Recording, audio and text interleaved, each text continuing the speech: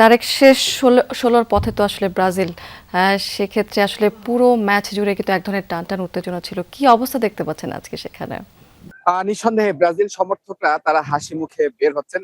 পেছনে Houston stadium এবং হলুদ জার্সি দেখে বোঝা যাচ্ছে তারা একটা স্বস্তির জয় পেয়েছে। এবং এই ম্যাচটাতে ব্রাজিল, আমি যদি বলি ম্যাচের শুরুটা এবং দ্বিতীয়ার্ধের শুরুটা ব্রাজিলকে শেষ পর্যন্ত জয়টা এনে দিয়েছে।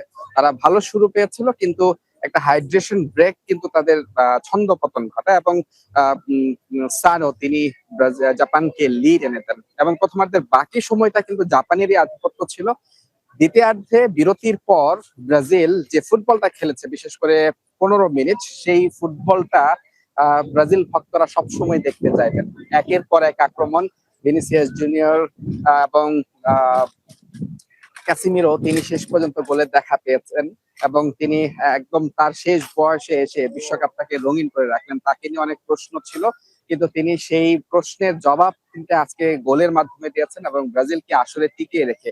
এরপর মাঝে যে সময়টা গেছে, ব্রাজিল তারা আক্রমণ করেছে, কিন্তু সেই কাঙ্ক্ষিত গোলটা কিন্তু আসছিল না। একদম ম্যাচের শেষ মুহূর্তে, ম্যাচটা যখন অতিরিক্ত সময় যাবে তার আগে মার্টিনেল্লি তিনি ব্রাজিলের স্বস্তির জয়টা এনে দিয়েছেন এবং নকআউটের যে একটা বাধা ব্রাজিলের ছিল সেটা তারা শেষ মুহূর্তে কাটাতে পেরেছে। এবং নিঃসন্দেহে জাপান তারা কিন্তু প্রশংসার দাবি রাখে, যেভাবে ব্রাজিলকে তারা রুখে দেওয়ার চেষ্টা করেছে পুরো ম্যাচে, সেটি নিঃসন্দেহে প্রশংসনীয় এবং তারা শেষ পর্যন্ত পেরে ওঠেনি লাতিনের ছন্দময় ফুটবল এবং 5বারের বিশ্ব চ্যাম্পিয়নদের কাছে শেষটা তাদের ভালো হয়নি জাপানের। তবে নিঃসন্দেহে তারা এই ম্যাচ শেষে তারা একটা আত্মবিশ্বাস অ্যাটলিস্ট সঙ্গী পাবে এবং পরবর্তী বিশ্বকাপে সেটা কাজে লাগানোর চেষ্টা করবে। এবং ব্রাজিল তারা এই নকআউট পর্বের প্রথম বাধাটা পেরেছে সেকেন্ড ম্যাচ বা রাউন্ড অফ 16-এ, সেখানে তারা তুলনামূলক সহজ প্রতিপক্ষ পাবে। সেখানে তারা আজকে যে একদম শেষ মুহূর্তে গোলে যে জয় নিয়ে মাঠ ছাড়া, সেই স্বস্তি বা এই আত্মবিশ্বাসটা নিশ্চয়ই নিঃসন্দেহে তাদের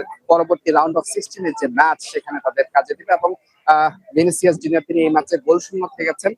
তারপরেও এই ভিনিসিয়াস জুনিয়র, নেইমার তারা কিন্তু রাউন্ড অফ 16-এর জন্য তাদের সেরাটা হয়তো দিয়ে রাখবেন, এমনটাই প্রত্যাশা করছেন এখানে ম্যাচ দেখতে আসা ব্রাজিল সমর্থকরা।